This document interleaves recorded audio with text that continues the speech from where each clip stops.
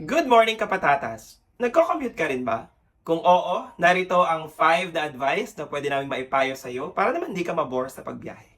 I-make sure na yung iti-take ko na way is yung mabilis. I usually, take a bus na lang, pa-PITX. And ang daan nun is si Coastal na expressway para mas mabilis. And always bring your earphones. Ang payo ko lang is kapag mag-LRT kayo, wag kayong matutulog kasi it's prone to yung mga mapagsamantala, ganon, saka laging lumalagpas ng station.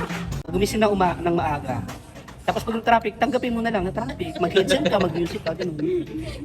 Ang mapapayo ko is magbaon ng maraming pasensya. Kasi may mga times talaga na may mga tao kang mamimit sa daan na talagang susubukin ng pasensya mo. So, magbaon tayo ng maraming pasensya.